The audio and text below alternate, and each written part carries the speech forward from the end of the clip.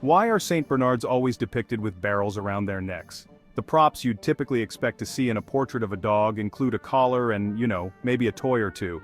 But if you're looking at pictures of St. Bernards, don't be surprised if you see images of them in the mountains with a barrel strapped around their neck. These big dogs have long been used in alpine rescue missions, so a background of snow-capped peaks makes sense. But that barrel, which is said to be filled with brandy, isn't actually historically accurate. If you love learning quirky facts about dogs, don't forget to subscribe for more fun dog stories and surprising history. A brief history of St. Bernards. High in the Alps near the border between Italy and Switzerland is the Great St. Bernard Pass, which has been used by humans to cross the mountain range since the Bronze Age. The Romans even erected a temple to Jupiter there as they headed north to conquer somebody or other. In 1049, Bernard of Menthon, who was canonized as Saint Bernard in 1681 and confirmed as the patron saint of the Alps in 1923, built a hospice on top of the temple ruins as a shelter for travelers. A group of monks maintained the hospice, took care of guests, acted as guides through the pass, and served as search and rescue teams for travelers who had gotten lost or injured. At some point, the monks began to train their dogs, who were brought from the villages in the valleys below to work as watchdogs, companions, and rescue animals.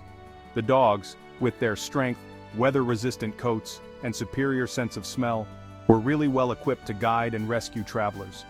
It's not clear when dogs were first brought to the hospice, or when they were trained for rescue purposes. The hospice was destroyed by a fire in the late 16th century, and its archives were lost. Based on info from outside sources, historians estimate that dogs first arrived at the monastery between the 1550s and 1660.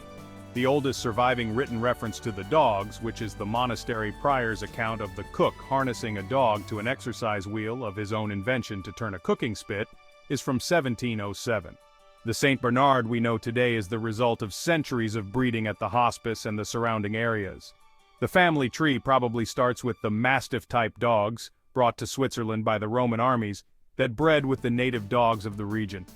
By 1800, the monks had their own kennel and breeding program, a real melting pot that combined Great Pyrenees, Great Danes, Bulldogs, Newfoundlands, and others.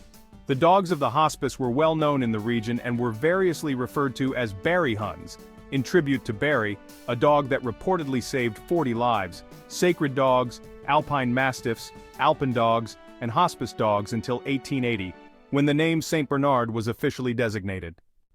Why St. Bernards wear barrels? Those alpine dogs definitely kept busy. But if you happened to find one while lost in the Alps, you probably wouldn't see a barrel strung around its neck. The barrels we see around the dogs' necks in paintings and cartoons is actually the invention of an artist named Edwin Henry Landseer. In 1820, Landseer, a 17-year-old painter from England, produced a work titled Alpine Mastiffs, reanimating a distressed traveler.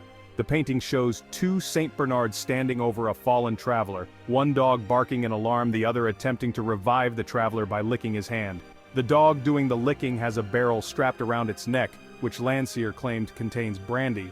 Despite the fact that brandy wouldn't be something you'd want if you were trapped in a blizzard, since alcohol causes blood vessels to dilate, resulting in blood rushing to your skin and your body temperature decreasing rapidly, and that the dogs never actually carried such barrels, the collar keg stuck in the public's imagination, and well, the image has endured.